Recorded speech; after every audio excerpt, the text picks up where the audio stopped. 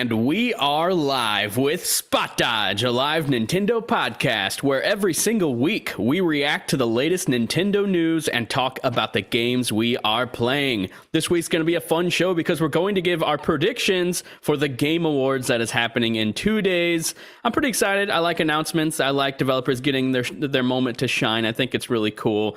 This year's apparently going to be significantly shorter, which is great. Less filler, more killer. Hopefully, maybe that just means they don't have any announcements, so they would feel bad putting in so many ads. I guess we're going to have to wait and see. But with me here today, as always, is Mary Stowe, social media manager and host here at Destructoid. How you doing, Mary? I didn't do my homework for this episode, so I'm doing it right now.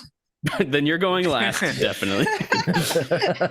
Then we have John Friscia, indie developer and managing editor over at The Escapist. How you doing, John? I'm just happy to be here with you, bud. Awesome, awesome. And then we have the king, daddy, Dilf of the podcast, Brett Larson. How you doing, Brett? Good, man. When you said less filler, more killer, I was thinking the Sum 41 album, but that's all filler, no killer. So for a minute, I was like, oh, Sum 40. Wait, no, that's wrong. And then we have Greg Bargus, Dynamite Giraffe over on Twitch and writer over at PC Invasion. How you doing, Greg? Hey, man, I'm doing good. Thank you for that gap. It was very respectable, and I'm excited for more. One? Yes, that gap. See, Brett, I told you. Brett told me that you fixed your tooth, and I'm like, no, I said he didn't fix it. It is so expensive. Brett was feeling self-conscious about his tooth not being in for the show, and I was like, Greg hasn't had a tooth in weeks. I don't think it matters. Smile again, Greg. He's got it in. He just popped it out. You don't. You have yours out the whole time? No, I think he has it in. I've never had it in. Your flipper? I thought I've always been toothless on the show. Okay, guys. Okay. Lastly, we have. I'm so confused. And lastly, we have Eric streaming the show live from his supercomputer. Thanks for everything, Eric. You rule. Now, guys, let's get into the main topic of today. But before that, please, if you're new to the show and you like what you listen to or watch, leave us a review over on iTunes. I always forget to say that at the top of the show, but it would really mean a lot if you left us a review on any platform or just simply give us a little thumbs up here on YouTube if that's where you're hanging out. It would mean a lot. But first, let's hop into the predictions. I think I want to say, let's give it to Greg first. Greg, we're going to go around the table. We each have 5, hopefully, predictions. You're going to go first, then I'm going to toss it to someone else, and we're just going to go in a circle, okay? Well, I got to say, are we going to go one at a time, though, for each person, though? Yeah, one at a time, one prediction, and then the next person, one prediction, yeah. Yeah. Right. Did Greg do his homework is the question. Yes, I did. Let me put my prediction hat on. Did you write it down on a notepad like Mary, or did you? Oh, Greg's putting on a Mario hat. He's putting on a Mario hat. He's got props. Oh, man. Actually, this was just on He's the gonna floor make next us to me, look but it is not Nintendo related. But I do think. My God. Anyway, I thought it was going to be Mario related. But I do think that it has been enough time that they've announced it and they've teased the trailer. I do think we're going to get something else, an additional trailer for Wolverine, but we won't see gameplay. But we will see an additional trailer that sets us up like where exactly it's happening or gives us some context. Yeah, I would like to know what it is. Is it like a linear game? Is it like a open section game like Tomb Raider or something? That's what I don't know. I assume it is something like God of War in terms of its structure, but I really want to see it like actually in action. But I like that. I think that's a solid prediction. I think. I just saw a rumor today that the game's not coming out till 2025. But holy shit, I could see that. Really? I could still see them showing it even if that's the case. Yeah, that's true. That's true. It's not like he's predicting it's coming out this year. We could definitely see like a teaser for it or something. I guess we've already seen a teaser, but like something real. Yeah. Like the Spider-Man 2 is supposed to be what, like next year? Yep. Supposedly 2023, yeah. Yeah. So then, Wolverine, you'd expect that like 2024-ish at the earliest. So Insomniac, they bang out them Spider-Man games pretty damn fast. Like, I feel like I've been playing a Spider-Man game every year for the past 3 years, but maybe not. Well, I mean, I wonder if they'll use like the same like engine or something similar. Probably the like- same. They could use the same map. Yeah, Yeah, that's what I'm wondering. With Spider-Man 2, I are they hope not. going to continue New York or? They're just gonna make it New York. I'm Just, thinking like brand a new far from buildings. home, Look, a far it's the from home Statue of situation. Justice. The Statue of Justice. But yeah, so they had Spider-Man PS4 come out, and then they did that DLC, which was 3 different things, and then they did the Miles Morales game, and then they did also the remaster the same day, and then they ported Miles Morales to PC and stuff. So I just feel like Spider-Man's been coming out every 6 months for the past 4 years or something. I don't know. But anyway, let's move on next. Go to John Frisha. What is your first prediction for the Game Awards? Okay. I'll just start with like an easy softball prediction. I think this is a good place to see the Final Fantasy 16 release date. Ooh. Yeah, that'd be great. Okay. They basically already that's- said that like this is the month. Like I think they Yeah. more or less said that. Like before the end of the year, they're planning to announce a release date. So Yeah. you'd think this would be it. Weirdo that Square is, they could just be like, hey, it's like Wednesday morning at 8 a.m. Let's announce it. They could do that. Yeah. Yeah, they that's are weird true. like that. But failing that, this just seems like the most likely place for it to happen. Yeah, I could picture it. And I really want a release date for that game because it looks amazing. Yeah, if they're planning on announcing the release date this year, like they claim, this big event I to mean, do it. So Again, it's not out of the question for Square to just randomly announce a thing. Oh, like, yeah. with No, you're- no fanfare, just like here it is. So they're just like It's fax a possible. release date to someone. They're just so weird. Yeah. They make it like a Barnes and Noble exclusive. Like I'm gonna do a little bonus prediction. They're going to announce the announced date of when they're going to announce the actual release date. I like it. I like Yeah. it. I'm pretty sure they've done that plenty of times. Like tune So- in this day to find out when this game is coming out. I think that's So we're a keeping page a out of tally. Nintendo's book. We internally are keeping a tally of our predictions to see who got the most right. Correct? I think Eric is. we Oh, could. Eric said we're Okay. down.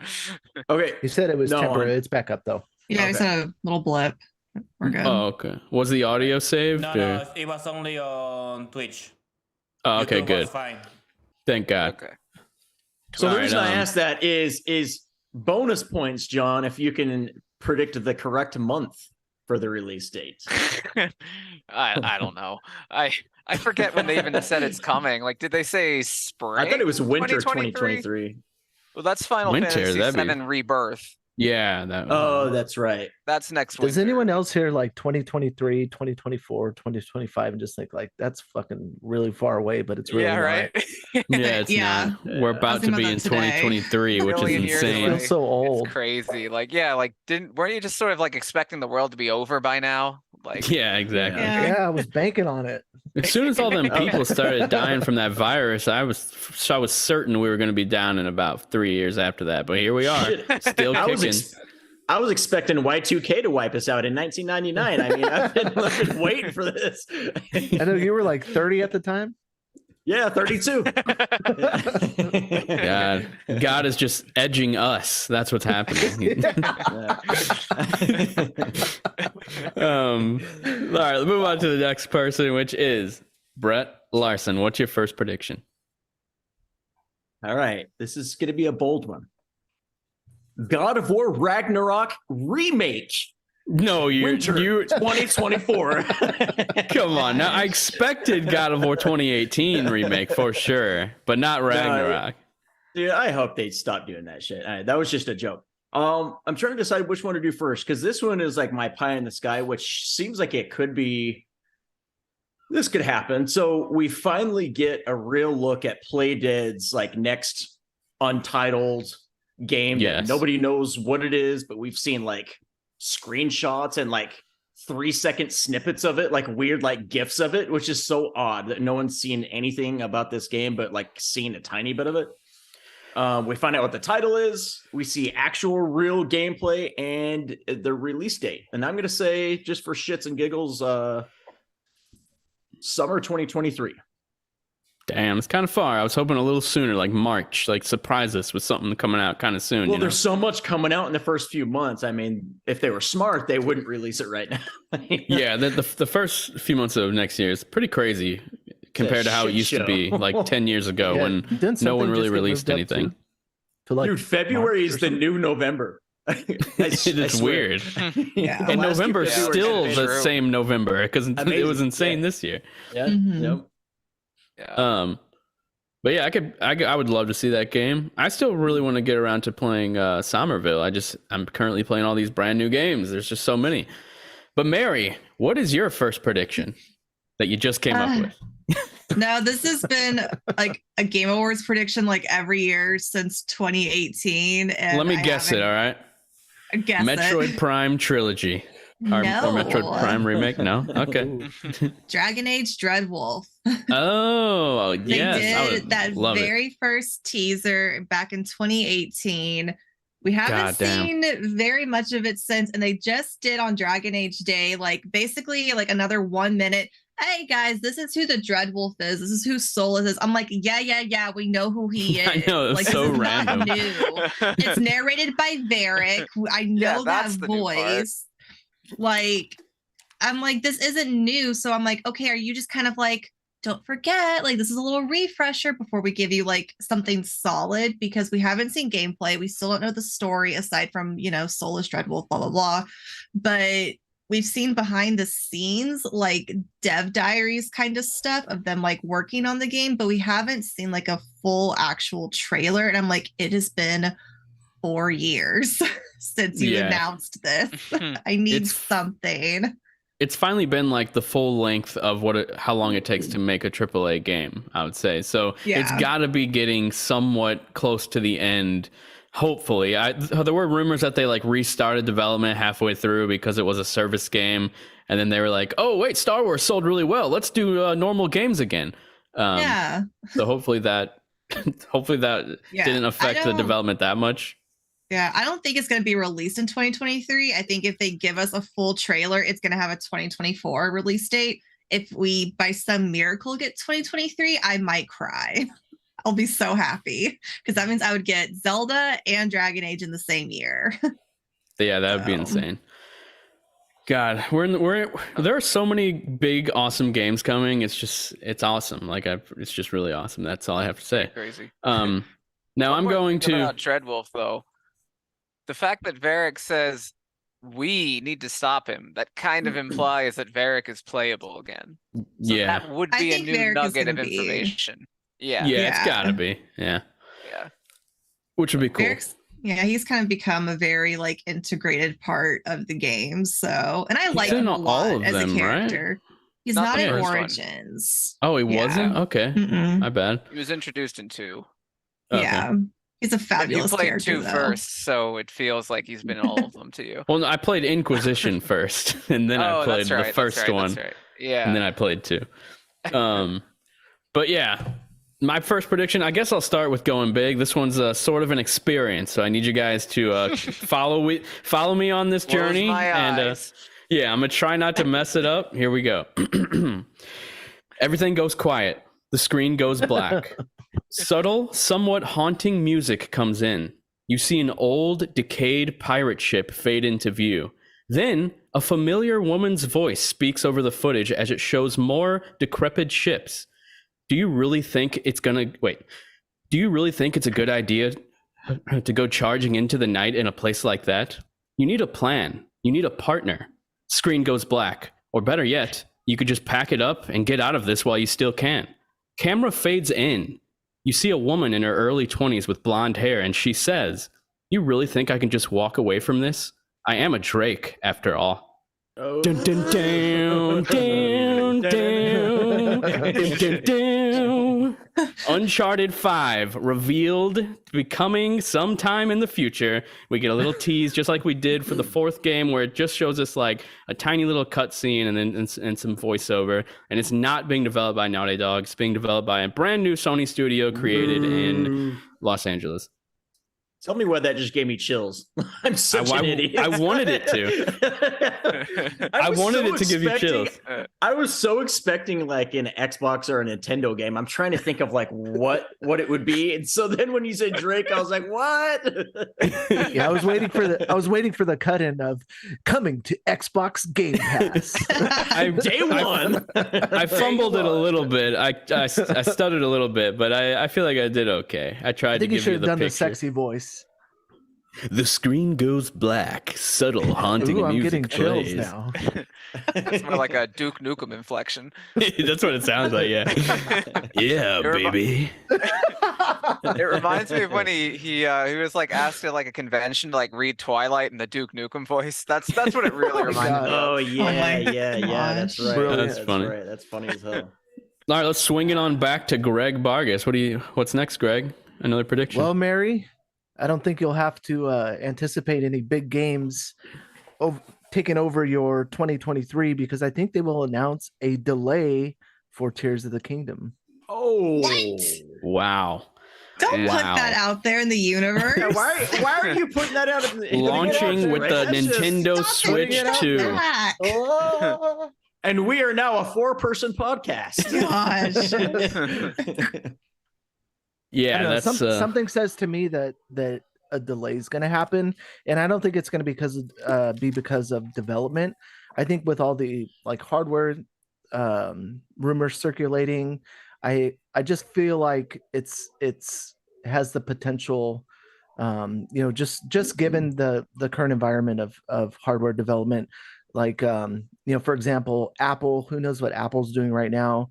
They have, some massive manufacturing follies in China. There's no telling if they're going to move away from Foxconn. They're also developing, hardware from multiple different vendors.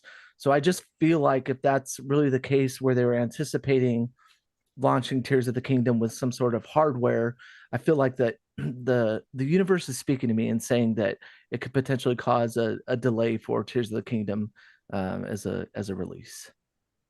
I could see a delay, but is that typically something that's announced at like a Game Awards or something? We're getting delayed. Here you go. Right. Game Awards is usually like positives. Boy, I feel like they could do like the whole like they could maybe a show new trailer us new and stuff. then say, Yeah, unfortunately, like tiny trailer. And then sneak in a 2024 at the bottom right. Don't maybe wait till 2024. That'd be hilarious. The biggest I feel like curveball of doing all, it- they introduce a new trailer, and at the end, in small print, it says the sequel to The Legend of Zelda: Breath of the Wild is canceled. They don't even call it by its name. They just call it the sequel to Breath of the Wild. I feel like though, like it boy. would sting less now getting that news than next year. That it was I don't know, canceled. man. Like the fact that it's come this far and we've seen what we've seen, gotten a title and everything now, like another delay would be just too much, man. Like that Yeah, would be I over. think this is the Like, They're date. gonna do Well, it. it already been delayed, I think, before. Like Yeah, they Has they it been put delayed a off couple just, times? like I think like It all feels- Zelda games are delayed like 3 times.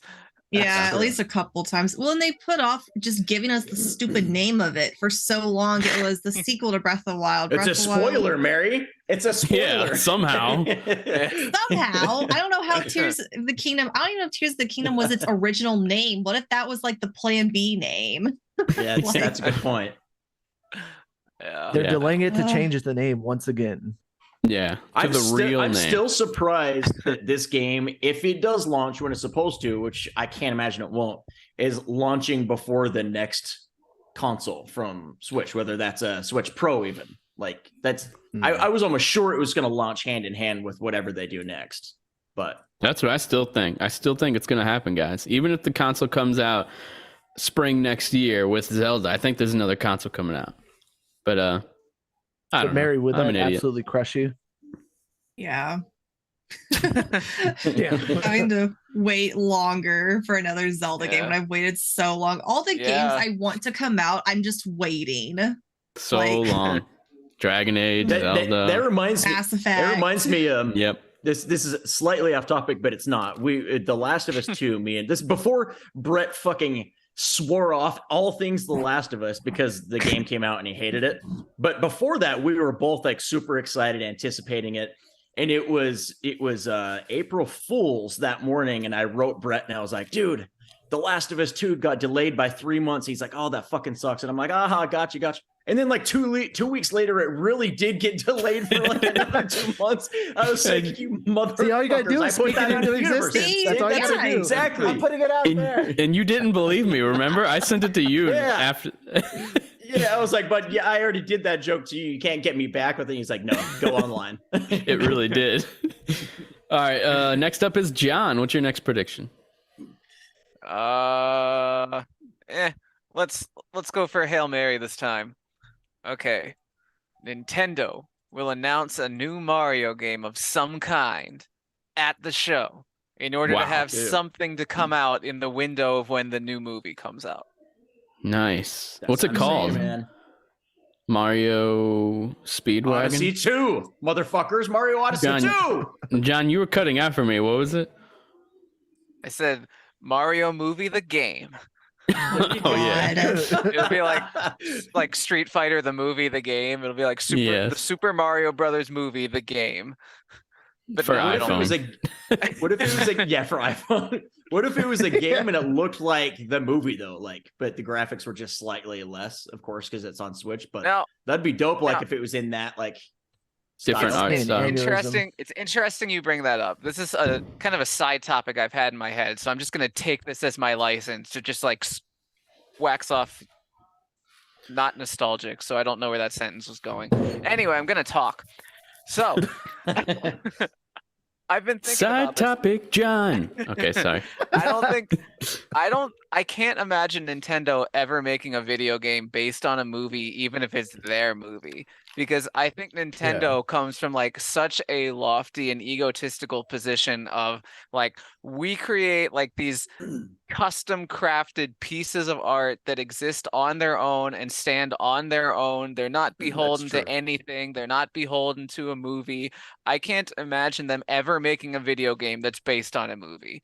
They'll let somebody base a movie on their video game, maybe, but I can't imagine that they would ever be like, we're going to change our character models to make it look like this thing that this Western studio created. I don't think they'll ever do that, even though they did it all with Miyamoto's input. I don't see it happening. So I think you're right.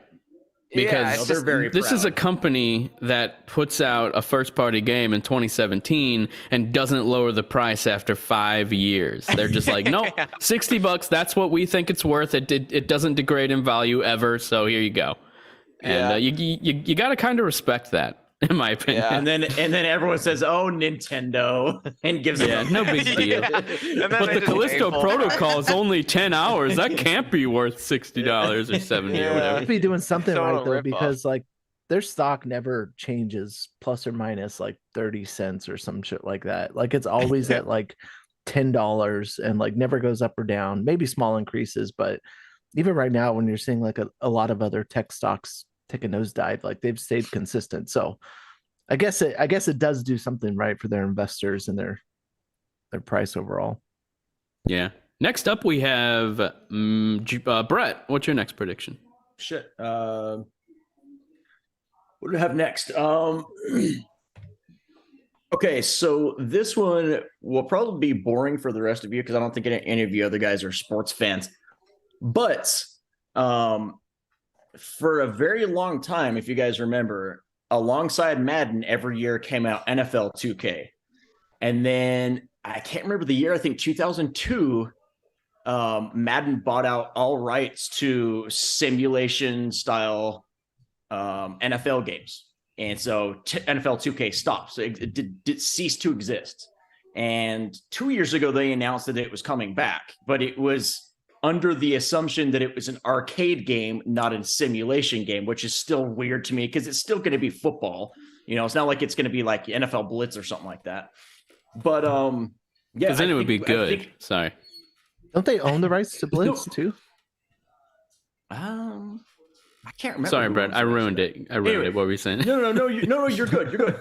So up until now, like we've known that it's coming back, but we didn't know for sure when. In August, they said it was going to be either 2023 or 2024. I think they show us like some real footage of it. It's coming out in 2023 for football season next year, and people are going to lose their fucking minds because I used to love the NFL 2K games. Like I like Madden 2, but something about NFL 2K was just, I don't know, it was just so much more satisfying to play, and I've been waiting for this to come back, so I'm really excited for that. So I think that's going to be there. Nice. No one plays football games here, so I don't think we have anything to say. Yes, I'm saying it's kind of a boring. It's kind of a boring one for the rest of you guys, but I'll say this: if they brought back Blitz, I would be excited. What, Greg? I said I'll say this: you could be right. Okay, yeah, there we go. Mary, what is your second prediction? Okay. This is going so slow. We might only want to do like four each. I think there's, well, maybe not a chance, but I wouldn't be surprised if maybe Supergiant Games announced the next thing that they're working on, because Hades was in early access in 2018, got its full release in 2020. I don't think they'll release a new game in the new year, but I think this would be like a good, time for like a little teaser trailer, a little, hey, this is what we're working on next, after coming off of like the huge success that Hades was. So yeah, I think that's awesome. What was their game before? What was their game right before Hades? The one previous right before Hades was Hyper or no? Yeah, I don't know. Yeah, was it the Pyre? Yeah, Transistor was one of theirs, and so was Bastion. Transistor, that was I was trying to think of. I thought it had the word hyper in it. I don't know why. It's called the Pyre, right? Yeah, it's like PYRE. Okay. I played that one, and that was like surprisingly like the type of game I wouldn't normally play, and I loved that game. That was fantastic. Mm-hmm. It'd be cool to see what they're doing. My next prediction, I'll just go all out. I'll just do my best ones first. A brand new Tomb Raider game is revealed. It's not what anyone wants. Crystal Dynamics is taking another swing at a service game. This time, Laura is older and the leader of a team of treasure hunters. You play as one of her younger team members in a brand new 4-player co-op treasure hunting game with a large focus on loot and grinding and other shitty service elements that are common. So there we go. That's the they went the Gotham Knights route then. No basically. Batman. We're gonna have a younger team and make this game suck. That sounds awful. Exactly. Because the rumor has it is that, which is a legit rumor, is that Laura is older in the next game. So I'm thinking maybe she's not even one of the people you play as. Maybe she's just like the lady in the chair, like talking to you like through your head or whatever, through your speakerphone. She's 72 years old in the next one. No, not that old. She's like, I think they said like 50s or something. Like she's like retired basically, and it says like for her next mission she's gonna need a team. Like it was like an official description of the game. This is real. This is what you're saying was. Oh, okay. Yeah, that she's older, and that she's she needs a team for her next adventure. And when I hear the word team, I think the next game is a co-op game. It's probably not going to be. How are you going to do my girl Laura like that? She doesn't need a team. She needs herself.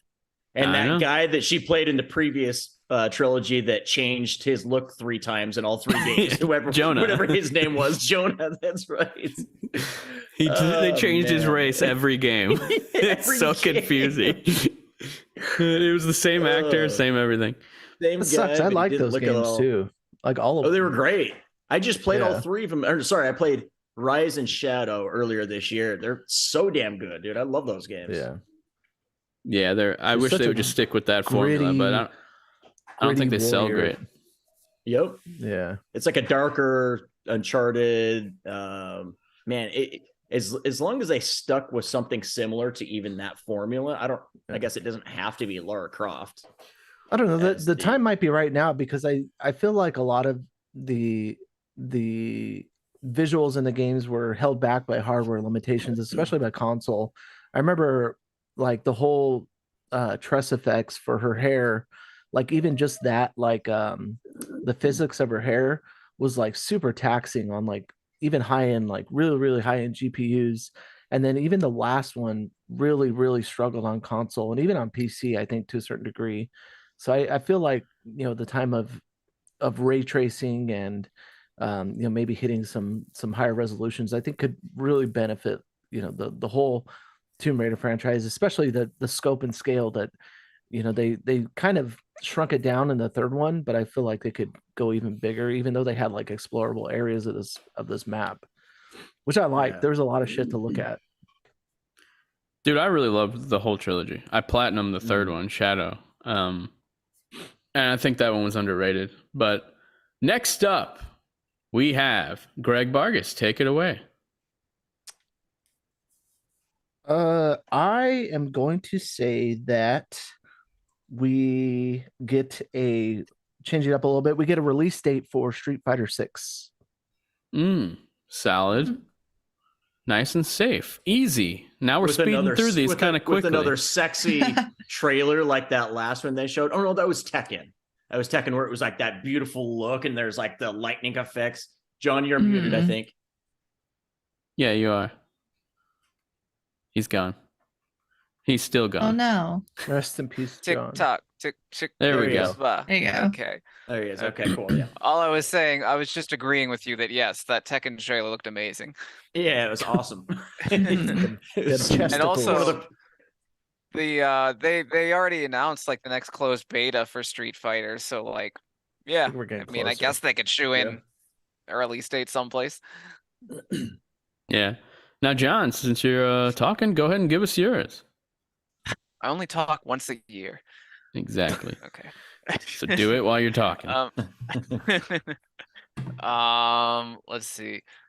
Honestly, I don't have the highest expectations for this event. And even though Geoff Keighley said like, oh, like this is the most excited I've been in a while or some such nonsense, like he always does. He does, yeah. Doesn't he say that every year? Every year, yes, every year. And like people report this as if it's news instead of just a hype man doing his hype man thing. Yeah. I've noticed significantly less like him going live, like sitting in the chairs. We're doing rehearsal, blah blah blah. It's gonna be a good time. Like he hasn't been doing that from what I've seen. He needs a sidekick. He did it too much with E3, and I think it blew up because E3 wasn't that amazing. Yeah, maybe. Like he tried that through the roof.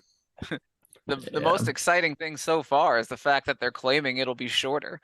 Mm-hmm. There's no such thing as too short. No, like honestly, I think that's why this one's going to be way more watchable for everyone, because asking for 4 hours is a bit much. Like it's too much. You need to cut it down. You need to let the developers talk about their game a little, because I don't even remember any acceptance speeches at all from last year. Was there even one? No. It's like, come on. There was the It Takes Two guy. Yeah, that was the final one. He did an acceptance speech, but that's I think the only one that they showed at least. I just hate that they announced the winners like randomly between ads, like in like 5 seconds. They announced it during the pre-show. They announced them during the pre-show. What's the pre-show even for then? It should like. Let's face it, this whole event's going to have like 4 notable announcements from it. They could literally have the people come up and talk about their game like a real acceptance show, like a real award show, and still show the best things in the same amount of time. But they just have to do the ads, the ungodly amount of ads throughout. Well, the whole thing is an ad. Don't get me wrong. Yeah, the mobile ads, the Twitch streamers. Yeah, they do too many segments of like showing you the YouTube team planting trees in Australia or something like that. You know, like these pointless segments that you're just like, this is great, but why is this during the show? Like on the game's media side, I kind of love those parts because it gives me time to catch up on the work I'm doing for the actual news that happens. I'm kind of all about the meaningless fluff nonsense. But yeah, that's true. If I were just a regular viewer, I would want the show to be 15 minutes long. Brett, what's your next one? Oh, wait, I didn't give a prediction. I just complained. My bad. I thought you did. Which is the only thing I promised before the show started, that I would just be trashing the Game Awards as much as humanly possible. But my very half-hearted prediction is kind of riffing off of the Tomb Raider thing, is I think maybe they'll announce a new Deus Ex, because allegedly that's in Ooh, development ooh. somewhere at Eidos. But I don't think they're gonna do like anything cool. I think they're gonna do the Metroid Prime 4 thing where they're just like Deus Ex logo, and that's it. And Yeah. we'll What's hear about it in the- like 3 years. Just take a wild guess. What's the name like after Deus Ex? Deus Ex Mankind United. They are not that far. It's gonna literally Yeah. be Deus Ex in a slightly new Spoiler. font. They Is it haven't even slightly hired Deus Ex working they haven't title. even hired their team yet. Like they'll refer to it on social media as the new Deus Ex. Yeah. That'd be Okay, cool. that's a good one. I could see that. I think it's Yeah. about time. I think Deus Ex Go is the last Deus Ex, right? Probably. I think that was after Mankind. Anyways, my turn. Mankind Divided. Mankind Divided. That's right. Segue. Where am I? Okay. So remember a few months ago. He's a robot for me. Okay, I was gonna say it's not me. Yeah. Brett, you're a robot. Uh-oh. Frozen became What you a get for being machine. greedy? He said a few months ago. Deus A Ex, game Brett that they lost. finally showed off, and it happened with another game that had a very. He doesn't long even hiatus. hear us. I just realized No. that whole time. No, now There we go. Can you guys hear me now? we didn't hear anything you said. Yeah, Okay. like right when you Dude, started okay, your so prediction, you were Great, gone. great Deus So- Ex impression though. Great. Yeah. So I was talking and it was just Greg's face, and I thought he was like so intently listening that he hadn't moved a muscle. I was like, Jesus, he's into this. Tell me more, Brett. All Tell me right. more.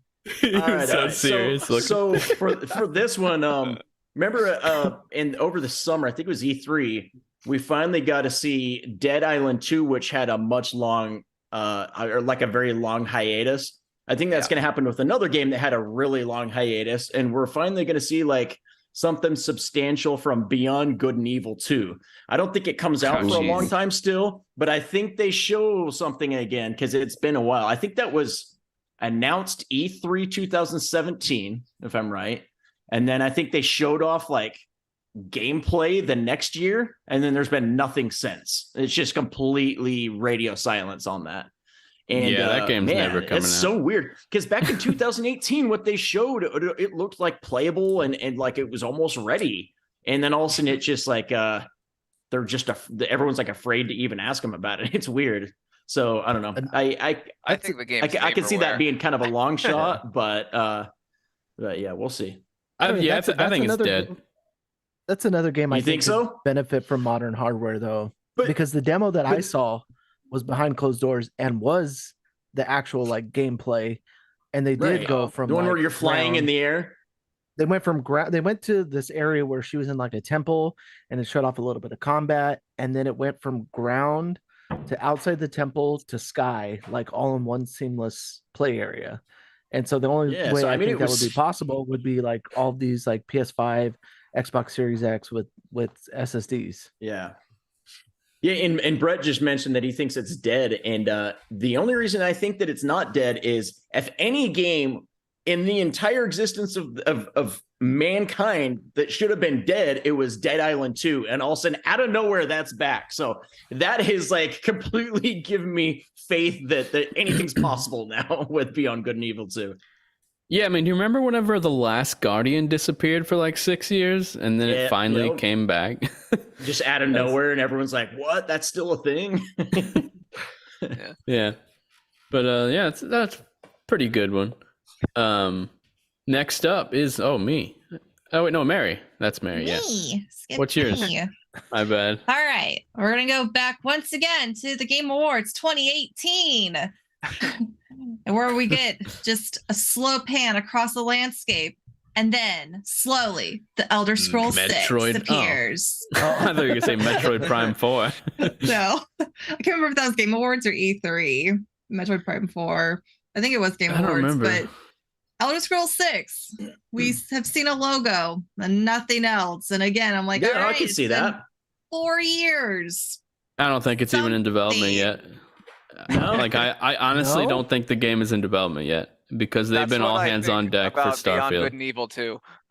Yeah. They just dead. stopped. Like I literally think just nobody's working on it. Hey, maybe we actually Yeah, I have get, a like, feeling title. Beyond Good and Evil is probably in limbo between developers right now. Like they're shopping, trying to figure out who the hell's going to finish that game. Yeah. But yes, Franchise creator left Elder years Scrolls. ago. I could see Elder Scrolls being like their and one last thing that would be like their mic drop of the night. I'm with Mary. Xbox is Like, that would pretty. be something. Xbox usually shows something, so they might have that in the pipeline, ready to show a teaser. I don't think it'd be anything significant, but maybe like a release window. No, probably not even that. Like I don't think the game's in development at all. I mean, Bethesda's gonna be focused too hard on Starfield and like getting that like out in people's hands, but like a teaser trailer, maybe with a year thrown on there, I highly doubt it because it would probably be past the year 2024. We're not going to see that game for a while, but I think like another trailer, cinematic, no gameplay.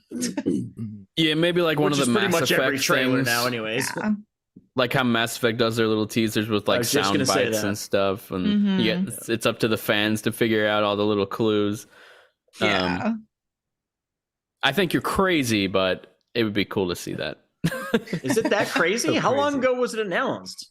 Dude, but all because they announced something doesn't mean it's being worked on. Are you 4 crazy? years though. For sure, but it was announced 4 years ago. That was just for the investors. That game is not in development. Like, I really don't think it's in development. It's not. It's not like at the forefront, like Mary said, but it's got to be in development. Has to. 4 years? I would imagine it's in like pre-production with a skeleton crew at least. Yeah, I think there's probably like 30 people working on the game, early story scripts and what the whole direction of the game is. But I don't think anyone's like, they might be working on some like world renders and stuff, but like nothing crazy. I think it's still super early. They gotta let Skyrim celebrate its 20th anniversary, and then they'll give us Elder Scrolls 6. Exactly. Skyrim makes too much money for them. I'm just gonna the 20th anniversary.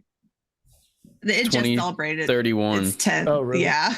Yeah. Oh. Skyrim just turned 10. I thought for some reason it might have been up, but I think the Elder Scrolls 6 will come out in 2029. That's when it'll come out. Fucking Christ! How old am I gonna be then? God. way too far. I really do. Am I? It's about to be 2023. Even living past 2025. That's only 6 years from now.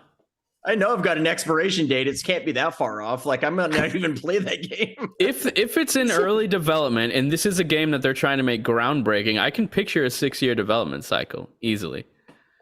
Because I don't think it started development back whenever they announced it. Like probably not even close. Well, I would love to be wrong.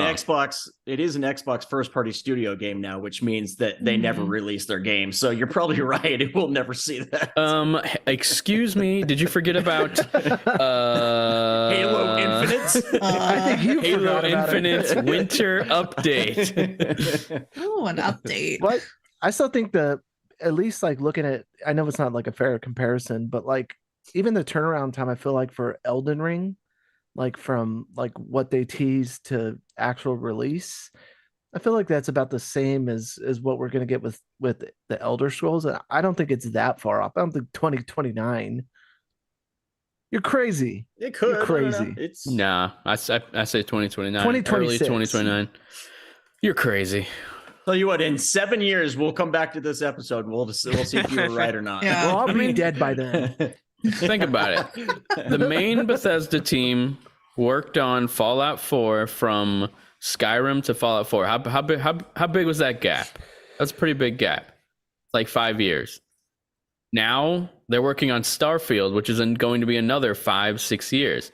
Then there's going to be another 5 to 6 years between Starfield and the Elder Scrolls 6. That's just the cadence that they're on, you know? They had a massive injection of money though with Microsoft, I feel like. Yeah, maybe they'll bring in more people. Yeah, I feel like there'll be some bleed over with teams there. I think that's the benefit to the acquisition. And they are only developing on one console now. Well, 2 if you count Series S, but apparently that's easy. You just turn develop the graphics down to 0. Yeah, turn it down to 0. Turn the frame rate on 6. Whoa. There was 4 years between Fallout 4 and Skyrim. It was 2011 Only 4 to years, 2015. okay. Yeah, it was a 4-year gap. Okay, well that's not so bad. But then between Fallout 4 and Starfield, It's a pretty big gap. I'm not even counting Fallout 76 because they didn't even work on that game. They just had their name attached to it. Yeah, 2023, 8 years. 8 years, Yeah. Jesus. Between Fallout 4 and Starfield, yeah. God. See, I don't think I'm that far off, guys. 2029. Yeah, I mean, you might I not think be. you're way off. Way off. I guess know. we'll see. We'll all still be alive. Probably not. One of us will be dead by then. Eric, Jesus, Brett, fuck, man. What? I'm trying to make a joke out of it. He's like, my prediction of the night: one of us will be dead before. I mean, it's I don't just the know. odds. Hopefully, It's just the hopefully odds. when the man. aliens come and take over the Earth, they'll let us play some video games Starfield. and have our leisure time. Back to work. Meanwhile, I What's never the played awards? Skyrim. Yeah, neither did I. I didn't either. I There you did. go. I played the first hour of it. That's all I played of it. Played I it, played man. some Play it. Oblivion. It's on Game Pass.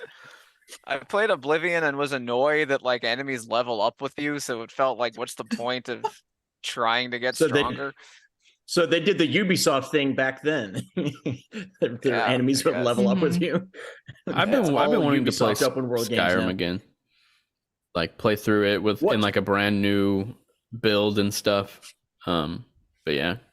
My main playthrough was on Switch, so I kind of want to play it on like the new hardware that's more powerful with like mods and stuff.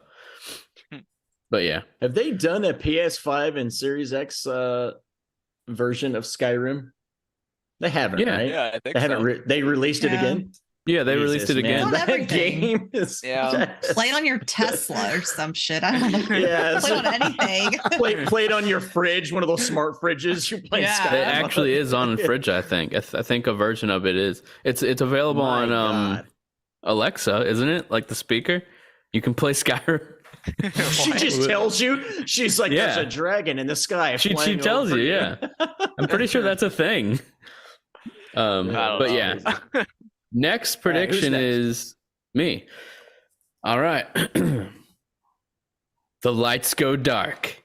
A Jesus, beam of right. light shines in the middle of the stage. You see nothing at first, but then slowly coming up from the ground is Hideo Kojima walking down the aisle to come introduce his brand new Xbox exclusive Overdose. And here's the thing. At the end, we get a trailer, but then afterwards he says, "The game has already begun. Download the app today and figure out all the secrets of the upcoming horror title Overdose." And when you download the app, it's something that like gives you notifications and shit and starts like messing with your phone to like freak you out and stuff. And until the game It sets comes out. it sets an Straight up alarm in the middle. Yeah. It sets like an It's the alarm. reminder It's just like a virus. It's just You're like a late for virus work. on your phone. And if you watch Done like it again. if That you would be the watch most like Hideo Kojima Netflix, thing of all time. if you watch stuff, if you tie the app to your phone and you like do stuff on your phone, when the game comes out, the game will know all about you and it'll start putting like whatever you do on your phone in the game. Yeah, it's pretty not gonna happen, but you know, I think it'd be cool because there was this part in Metal Gear where it read your memory card and he would like say back the games that you've played to you. And I think ever since then he's been obsessed with this idea that like the game knows more about you than you think. And I think Wasn't that that the, idea is really cool, to be honest. So I would love to see something Mhm. like that. But yeah, Isn't that the boss fight with name starts with a Psychomantis. P? Psychomantis. Yeah, PS1. That was like one of the most like back then, especially like mind bending thing. I was like, what is happening? Oh man. you like That to was play funny. Jet Moto or something like that. It's funny. It's Yeah. funny you guys you Castlevania. brought this up. Like if you tied in Kojima and Metal Gear, because one of my predictions was going to be a Metal Gear Solid 1 remake. Hmm. But Well, you just spoiled your predictions, so I didn't end up doing it. So I was saying Oh, that was okay. like I almost put that on there. okay, that would probably been a smart bet, I think. Yeah. But yeah, let's That's go like to the a pie next in the person. sky for me. Guys, let's just do one more each because the show's getting really long now with these predictions. So Greg, give us your final one. Okay. Well, I'll give you two of the last ones that I had. It said that the show's going to be near 40 announcements, but I think half of it is going to be shit that we already know, And I think world it's like, premieres. yeah, I think it's already going to be shit that we know and DLCs and mobile stuff. It's not going to be close to anywhere close to 40. But I do think that Ed Boon has been holding off, and I think we'll finally get a look I like where you're at going with this. what Mortal Kombat 12 is going to be, or at least Even though he teaser as just to confirmed it's not going to be at the show, you think he was lying? I don't Did he believe it. confirm? Yeah, he did. Well, I know confirm. he tweeted that he wanted to get the anniversary celebration or whatever out of the way first, but I do feel like we're going to see something. And if I wanted to take my prediction further, I would say that they're going to bring the what's his face from the movie into the game at some point. Who? The guy that's Cole? the new character? Yeah, the one that no one cares about, that everybody forgot about, and I even forgot his name. Yes, him. Yeah. Wow. Perfect addition. Yeah. All right. Well, Ed Boon said 4 years ago at the Game Awards, we managed to pull off a surprise announcement of a Mortal Kombat 11, which turned out great. Perhaps too great, as many assumed we'd repeat that trick for our next game. Thank you for the anticipation, but we're not ready to announce the next game yet. So, Greg, you still holding strong, thinking he's a liar? All right. I mean, what better way to announce something than like, kind of Trick curb people? anticipation? Yeah. That's what David Jaffe did with Twisted Metal. He confirmed that it was not going to be at the E3 showcase, and then they ended up having the actual truck come down the stage and be a part of the show, and then they announced that Twisted Metal game that everyone forgets about on PS3. But yeah, next up we have John. What's your last one? I don't really have one, but I'll make something up. So you just mentioned Twisted Metal. Oh, There's a there's TV show coming. Fire Sprite developing the next game, apparently. Well, I was gonna springboard off of that to say, so that's got a TV show coming that'll be of variable quality. So Yeah. maybe they'll show a trailer for just some random video game TV show that we completely forgot about and that people only vaguely care about.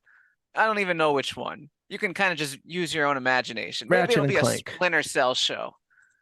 Splinter Cell show. They won't give us that game, but they'll give us a TV show.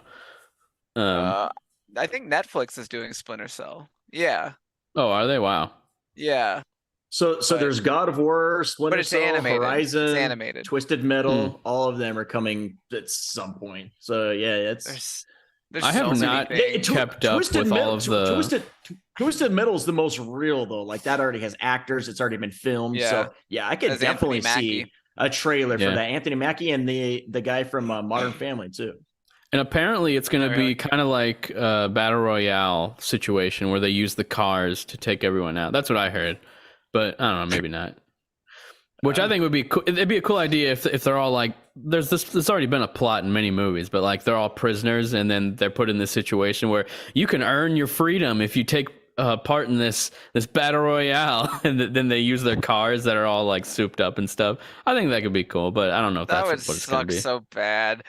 I think that'd be cool because the characters are so weird and like unique in this universe. So I think it could work. Well, they've said like the main character is like well, there's something about a milkman. Is Anthony Mackie the milkman? I don't know. Yeah, it's like some really goofy premise. Like they're definitely leaning into like the action comedy thing, which I mean they should. It's Twisted Metal. Yeah. But I don't know. Maybe you could combine Battle Royale with being a post-apocalyptic milkman or something. I don't know. Who's the guy from Modern Family? He plays Ty Burrell? Am I thinking of the wrong Not him? sitcom? I don't know. Are you thinking didn't of hear what's his anything name to that who's just playing the voice of the clown guy? I He's forgot playing- his name. He's playing Twisty. No, that's not his name. Sweet Tooth. The fuck is his name? Sweet Tooth. Sweet Tooth. Who the hell's Twisty? Good old Twisty. Twisty's the villain from American Horror Story. Will He's Arnett also a clown. is the voice. Will Arnett. Yeah. So Arrested That's what I was Development trying to you were think of. thinking of. Yeah, But I think, got the two things mixed up. I think Samoa Joe is playing his body. I think it's like one of those situations What? where like he's always under the mask. So it's Samoa Joe doing everything on set, but then it's gonna be Will Arnett's voice over him, which is interesting. At least that's what I think. That's what I heard. I don't know. Like at the top of the list of shows I don't care about. That's got to be somewhere this up is there. right. Yeah, absolutely. It's gonna be a fucking train wreck, and watch it come out, and it's like Andor level, like no one saw it coming. Amazing. It's just fucking brilliant. This is I mean- absolutely beautiful meditation on the human There's- soul. There's a balance that they can strike. Did you guys see Peacemaker? I mean, that was silly as hell, but it also had heart and also had emotion. It was I heard fantastic. it's great, John, I think you would like Yeah, that I don't a see it lot. happening. but with I Twisted think I Metal, though. probably would too. I just can't be bothered. I fought watching that too, because for the longest time I couldn't stand John Cena, but I love that show. He was so good. Like my did amazing. opinion of him has totally done a 180 after that show. Yeah, it's so good. It was probably like one of my favorite shows of the year. Very good. But yeah, next up, who was next? Was it Brett? Yeah. It was probably me. Last I one, had give it two to us more. hard. That's the only way I give it. Give him the old slightly twisty. soft. Give him the old twisty. So okay, so this is a throwback to me and Brett's first podcast together, the video game podcast with Brett and Brett. We did it. What a name. One of our, yep. Great name. We did, our first episode was I think E3 predictions show, or it was the Xbox showcase predictions. Yeah. One of those Yeah. two.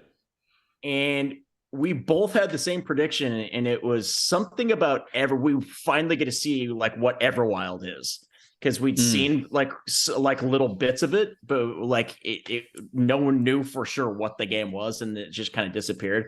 So all the way back then, we predicted this. I'm going to bring it back and predict it again. We finally see Everwild. They show us like something substantial, tell us like we finally understand what the game is exactly, and we get a release window. Everwild. Isn't that another one I would that love that. restarted development? No, they What's just that? didn't know what they changed the Yeah, direction on the combat, because there wasn't going to be combat, and they decided there is, which Yeah. makes me think it was originally like an exploration, like animal It type sounded like it was like capturing a game. Yeah, it sounded like it was like a reverse Monster Hunter, like where they go out and tame the monsters instead of fight them. Which But was now I think kind it's of going to be weird. fighting and then taming. Yeah, right. I think you'll fight, but yeah, exactly. So it's got like I don't know. From what we've seen, it looks beautiful. It's definitely looks like the kind of game I could get into. So I don't know. That'd be cool to see something on that again. Yeah, I'd love to see that. I think it looked really gorgeous. I like the art style a lot. And I think it's time for something new for the studio. What's their names? It's escaped me. Rare. So Rare, yeah. Mhm. So yeah, that's a good one. I hope we see it. And Mary, what's your final prediction? I was saving two, but okay. This one I think is the most likely to happen of the two that I had left. So over the summer, Xbox showed a whole bunch of stuff that was like, these are all releasing within a year of like these trailers being shown. So it is time for Silk Song Sorry about my to dog, get a if you hear damn him. release date. Silk Song's man. finally gonna get a release Yeah. date. Doing your That's a silly bold one. ideas. Crazy. They said from all those trailers, they showed that all of these are coming out within a year. So it has to be before June or July or whatever it was, 2023. And I'm like, okay. I would So believe we'd see Elder Scrolls before this game now. Oh my Dude, Silk God. Song is like the predictions buster. I've heard this predicted on so many shows, and every time it's like crickets. There's nothing. Like I just don't understand why though. yeah, like What? Have can't you be, not like, played Hollow Knight? on a technical level, No. it can't be like something that they're being held back on, right? Like what is the holdup on Dex, this? quiet down. And I'm not as I much don't in the know because I didn't play the first one, so I don't know as much. But like it's pretty crazy how long it's I'm taken. trying- and how- They probably Yeah, just I want to perfectly execute everything: the combat, the level design, the music, the tone. So for sure, that's but probably what's taking so long. didn't it Yeah. originally get like a 2020 or 2021 release date and then just kept getting ghosted, or did it never get a No. release date? I don't think it ever had a release date. I can't remember Okay. if it was one of those games that started as an expansion and then ended up just growing past that. I Gotcha. feel like I read that somewhere, but also like Hollow Knight has kind of set like this really high standard of like the Metroidvania games. Like Hollow Knight is like very treasured. It's very like highly appreciated. Like people love Hollow Knight, and I think they feel the pressure to like have it live up to that standard. Because a lot of games don't end up being as good as the first one. So it's like maybe they're just trying to polish things as much as they can. I don't know. I'm just ready to play it because I loved Hollow Knight so much. I feel like it would be the same case if like they announced a Cuphead 2, and it'd be like that would be like a big, you know, responsibility to like outdo the first one. And like, how do you do that with something that's so, you know, visually polished as well as combat? Mm-hmm. So, but yeah, they have 6 or 7 months to go to be within that window. So yeah, I guess we'll see. Hey, so the original Mary, I always wanted to play it. Like, I think it looks like, I love the art style, and I actually like side-scrolling games quite a bit. But I was always turned off because I hear it gets really difficult. Like, is that true? Does it get like really hard? It does get pretty challenging. It was actually the first like deep dive into like the Metroidvania genre that I did, and like I completed it, except for like this one final. Like I never got the 112%. But because some of the combat does get like very technical, like very difficult. But I think it's one of those like once you start to get used to like the dodging, the parrying, the jumping, and like recognizing patterns in bosses, you can get through it. You know, like I hadn't had a lot of experience with those kind of games, and I made it through.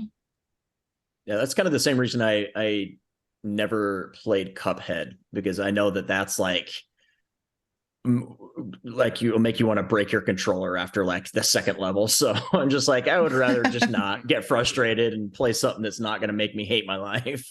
No, but like the visuals and the music, like, and the exploration of it is like something that really like caught my attention too. I was like, this is just so pretty to like listen to look at, and like exploring things was like really fun. I think the game sucks. I'm just kidding. I did quit the game after like 2 hours. I never played it. It's on Game Pass. I should try it. Yes. The second one's coming to Game Pass too. Day one, Brett. Mm-hmm. I was gonna say that's the 4th time this episode he's mentioned Game Pass. I'm gonna do a counter for every episode. Every time I don't even remember the others. I'm just gonna start making it tick. Yeah, we need like a clicker on the screen at all times. Game Pass counter. All right, my last review, and then we can get into what we're playing. I mean, Your last review. My last prediction, not review, is I'll just say the final 2 I had down because they were boring. I think we're finally going to get a look at the combat of Hellblade 2. We saw the trailer last year of some combat-y sections, but it was more scripted stuff, like within cutscenes and whatnot. I think we're finally going to see like how they improve the combat in the sequel, and how it's going to be way more fleshed out. And I think the game's going to look gorgeous. I think it's going to look like one of the best games ever. So, and then aside from that, I think I wrote this down last second because someone mentioned it. I think we're going to see Wonder Woman, the game that they announced, I think last year. So I think we're going to see a gameplay reveal for that coming sometime next year, but it'll eventually be delayed to the year after that. Who's making that? Wonder Woman again? I forget. Monolith. The people that did the Shadow of Mordor, Shadow of War. Oh, that's right. And those games are fantastic. They're just bringing over the Nemesis system. Dude, that could actually be pretty dope then, because those games, I love those games. I hear they're great. I didn't play them because I don't care about Lord of the Rings, but yeah, I didn't like the first one, so I never played the second. The second one was quite a bit better. And the thing is, too, is like it really doesn't require any kind of like Lord of the Rings love or knowledge. It's its own thing. It's great. I loved them. Let's get into what we're playing. Guys, let's start with who's first on the list. John, you can finally talk fully about Crisis Core because the embargo has lifted. Any final thoughts on Crisis Core? More or less the same things I said last week. Like, I gave it a 9 at The Escapist, and I knew I was going to be on the high end of reviews, and I am. I think like Silicon Air also gave it a 9. There's a few 9s out there, but right now I guess it's averaging high 70s, which I think is way too low. I think lowest you can go is an 8. But I think it's like a super solid action RPG. Like it's a small game. Like I finished the game with 70% side mission completion in 27 hours. And you really don't need to do anywhere near that many side missions. So you can beat this game in like 15 hours if you want. So like Nice. it's a $50 game, which by Square standards, only charging 50 instead of like 60 or 70 is like amazing. Like, oh, they're so generous because it's a remaster. So I don't know, but I just think the gameplay is like super, super good, and the story for what it is pretty decent. I mostly just love the main character, Zach. But yeah, I just think like the gameplay, I can't emphasize enough. Like I just love the gameplay. I was saying to someone else today that like I would be happy if they just like copy paste, like surgically take that gameplay out and just randomly drop it in other action RPGs. Like regardless of what the story is, I don't care. Like I just think the gameplay is that good. So like that's why I ended up giving it a 9. Like I know the game has like some like blind spots, but just like that combat's so good. Like I just want more of that. So but I didn't know you were if that high on the combat. That's cool. Yeah, I just think it's really fun because like you can like fight enemies that are like way over leveled compared to where you're supposed to be in the game because there's so many side missions, and you can just do the side missions whenever you want. Like even in like chapter 2, you can be doing really hard missions. And most of these enemies will just kill you in one hit. So you have to just not get hit, and you have to equip yourself such that you can absorb certain attacks that would kill you. So there's just there's so much space for like optimization and customization to survive in different situations. And the remaster, when you die in the remaster, you can retry a fight immediately, which so it's Okay. actually even more lenient. So it's like really encouraging you to just keep trying to like till you win. So I appreciated that. So I thought that was just really fun. That's what I was gonna ask. It was like the like how checkpoints were, because you mentioned something last week about how it can get pretty difficult. And Yeah. I really want to play this game, but when I heard that, I was like, "Oh shit!" There's no difficulty setting, and it gets difficult. Like, is that it? Kind of was a turn off. There's a normal and a hard mode. There's no easy mode. Right. So there's no difficulty. It's just normal or hard. I mean, like, so again, like I got super over leveled. So like the main story was extremely easy. I killed the final boss in like, I don't know, like 10, 15 seconds. Like, Oh, Jesus. Seriously? Yeah. Yeah. Wow, okay. So like but you don't have to do that. Like I just enjoyed getting ultra over leveled in the side missions. So the key to the difficulty not being a problem then is just do all the side stuff and get overpowered. Grind side like missions until you get bored. Yeah, like literally grind side missions until you get bored. When then you you get move forward in bored, the go back story. to the story. Yeah. Okay. Like all right. that's Fair enough. Yeah. But I guess that's like a version of a difficulty setting that works. Yeah. I want you to play that one, Brett, for real. I'm definitely going to. It's Yeah. worth it. And There's one so last many thing- games. Yeah. There is. One last thing, like this game, it's basically it's just the original game with prettier graphics. Like don't come into it expecting lots of new content. It's not there. Yeah. That's kind of sad. I was kind of hoping they would do something to tie it into Remake, since it's seemingly like going to be pretty important to Remake Part 2's story, considering the end of Remake Part 1. So, yeah, that's kind of sad. And like, why'd they even like recast everyone? I know I ranted about this in the past, but like, why even do all that if it really has no connection to the Remake series? Like, I could've mean, a kept big all the part other- of it is the game has full voice acting now, whereas it didn't before. Like everything's voiced now. I would imagine that was a big part of it. Okay, Oh, so I like, didn't even know the everything was a voice before. side quests also Yeah, have voices. I think like every random person that talks, I think has a voice. Well, Oh, that's pretty cool. I like that. Yeah. So, But but yeah. But all right, and you're also playing Dragon Quest Treasures. You're allowed to, is that out? Yeah. It comes out, I don't remember when, but the preview embargo is up at least, so I can talk Okay. about it a little. Long story short, I expect this game to bomb because Square isn't marketing it enough. My brother, who like loved Dragon Quest when he was young. He's older than me. He didn't even know what Dragon Quest Treasures was. Not a great sign. I think it's a Switch exclusive. Like maybe it's coming to PC, but Switch is all I remember. And all it is you play as it's kind of a prequel to 11, but it doesn't really matter. Bottom line, you're two kids that go on a treasure adventure, and you're dropped in a new world, and you get to go explore for treasure, and that's literally the game. You have like, it's kind of like a semi-open world, but like there's these different sectors, and you can travel to whichever one you want whenever you want, and there's enemies of like every like level range on each world. So in every world you can explore a little bit, and then you'll want to retreat from the tough guys, and it's really inviting in how much exploration you can do. And the game is literally just go get treasure. That's the game. And you can every enemy you fight in the game, you can actually recruit them.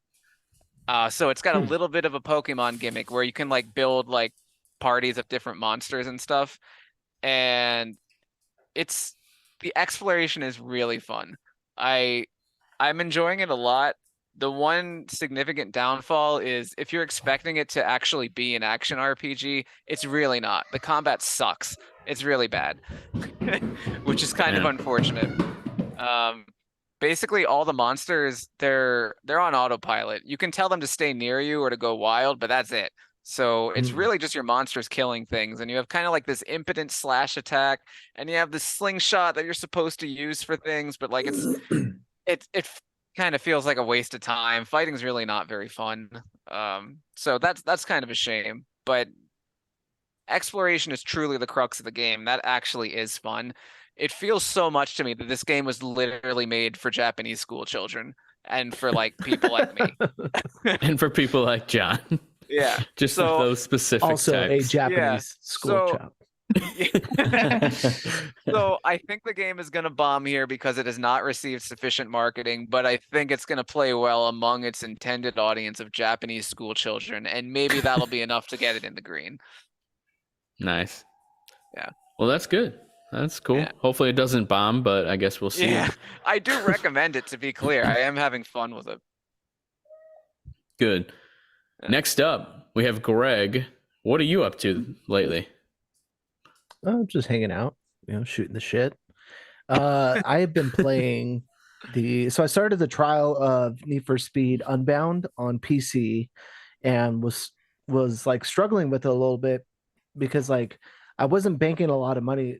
And I will say that like out of starting it twice, I don't like how they start you out with like they get the story moving, they give you a car, and I don't want to spoil it, but it like kind of plays into like you get a car, whole like you son of a bitch, but like how like the whole how like the whole system is shaped, but essentially they give you a car and then they take it away, and they already have you like spend money on it initially to do like some modifications.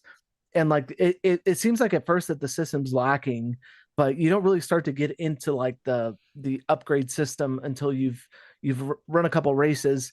But I started at first on PC, and I missed out on like some of the other races, and it like I don't know, I like played too much of the story, and I felt like it like put me in a place where like I wasn't making enough money, and I was like unsure if I was like even playing the game correctly, because I was like, man, I'm advancing the story, but I'm not really banking the money that I want to upgrade my car. And like one of the things that you have to get used to too is like the like steering, the like drifting is a little rigid, and like even adjusting some of the like fine tuning on it took a little bit to get used to. But I will say this though, it's a damn pretty game. Not only is it pretty on PC, but it performs really well on the Series S. I picked it up and started playing a separate game on the Series S, and it looks great. I feel like a lot of the game too, like it struggles to find its position like art style wise and relating that to gameplay. And what I mean is like, yeah, it's like kind of arcadey with how they did like all these like different visuals with the the animated like smoke that comes out when you do a burnout, or like, some of the drift animations, or like if you launch, super high off of a jump, it gives you like these angel wings that spread out when you go. And, all those things look great, but then it's like, and the characters are modeled that same way. It's like kind of cell shaded, but then like the realism aspect is like super. I would say it's more like on the realism side that it is arcade, and that doesn't necessarily translate well to like how the game, like how you play, like in terms of a racer. Like it doesn't feel arcadey enough, and like a lot of times in the city, I feel like that, there's a lot of, it's really dense and there's like people on the ground and stuff, but it doesn't, I don't know, it just like it doesn't really find its place between, realism and an arcade style game. But I am enjoying it. I'm liking the way the story plays out. The writing's a little in Cringe. between as well too. Like I wouldn't say cringe. It's just it's not so like. I mean, what did you trying expect though hard. for writing? Yeah, it's not like trying really hard to be like, like modern, and like it kind of like positions itself like in the characters in a way that, like, I don't want to give too much away because like it tells a lot about, what you're trying to actually do in the game. But I do like it, like, the meetups and stuff. You can go to like different meetups, and if you go back to the garage, it switches between day and night cycles, and then it goes like progresses, over the days. You get to these different meetups, and you get to the final one on Thursdays. But I do feel that knowing what I know now, going back into the Xbox playthrough, that I'm like way further ahead I am in my progress than I am on the PC version. But I will say again, both of them are gorgeous. They did an awesome job, building this world. One of the things I don't like is like you get chased by cops, and even after the race they chase you. But it's kind of like Forza. You can like shoot off into the forest somewhere and drive away from the cops, and they just like almost immediately stop chasing you if you go, off the beaten path or off the city roads. Outside of that, oh, go ahead. I was gonna say, because you said you were struggling to bank money, and I was curious if you knew that this was how the game was structured. If it's structured like Heat, which I think it is, at nighttime is when you can bank a lot of money and do multiple races, and every race you earn more and more money, but the heat meter goes up, so you're more likely to get caught by the cops. So it's kind of like a Souls game where like the more risk, more reward. You can do another race, earn more money, or you can go back home, do the day-night cycle thing, and bank all your money. But if you stay out at nighttime and keep doing those races and avoid the cops, you can make a lot of money doing that. So I wasn't sure if you knew that.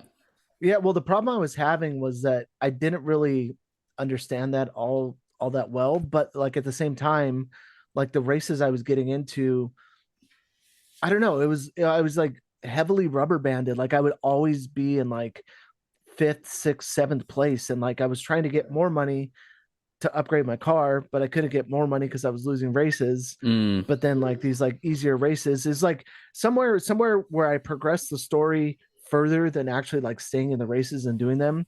It like put me, at an uphill climb to really, upgrade my car and get in first place, which is completely different now. Starting the Xbox version is like, okay, yeah, I understand this a little bit better. So I wish there was like somewhat of a reset, I guess, to that. I also played on Series S, and I thought it was a very great looking game. I only played like the first few races, like probably the first 30 minutes, but I plan on playing a bit more. But I agree with what you're saying about the visuals. It almost makes me wish they just went all out with that art style for the whole game, and like made it more zany and crazy looking, like throughout the environments as well. Still have like that realistic element to it, but do more in the actual environments. Like, I don't know, like signs and stuff on the street that are like really like anime and like crazy looking. That would have been cool. But yeah, it's a weird blend, but I do like how it like looks. Inner city. I do like the actual effects though. The effects look really good. Like the animation of them looks like super awesome. I wonder how late they decided to do that in development. Like if it was like a last second, we need to add some flair to this game. Let's make some awesome smoke and all these cool animations and whatnot. I don't know. Yeah, because I think it looks really like, slick when like you hit the, like you get your full nitrous boost. You hit the nitrous, this like lightning strike comes on screen, and then like you shoot off, and like all that stuff's like really cool. But like at the same time, you're still in kind of a realistic racer, and I just wish, like you said, they would have gone a little bit more all out. It doesn't match like it doesn't give you the arcade feel, but I don't think the game. I don't like how Need for Speed feels at all. I think it feels terrible to play, but I do like racing in general. So I'm probably going to play through a lot of it once it's on Game Pass. That's another dinger. Yeah. Number 5. But it will not be a day one. No, well, it is a day one trial on Game Pass. You got to give it its credit. Somebody else that we know finished the game, rolled credits on it in about 15 hours, and they give you 10 hours to play. So I feel you can almost play the whole game with the trial. Yeah. I bet you next could, up. if you really pushed it to get to it, I bet you could finish it. Greg, you finished Bayonetta, but I feel like we've talked that game to death. And the other games, the games you play pretty much every week. So do you care if I go to Mary? Or do you want to talk about Tetris 99? So the thing about Tetris 99 is, no, you can go ahead. You got to fit these blocks into the right areas, and it's just wild. They move fast. It's overwhelming. Bayonetta 3, 7.5 out of 10 after rolling credits. That's all. Jankanetta 3. Dude, did you love the ending though? I loved the ending. I did not. Oh like my it god. At all.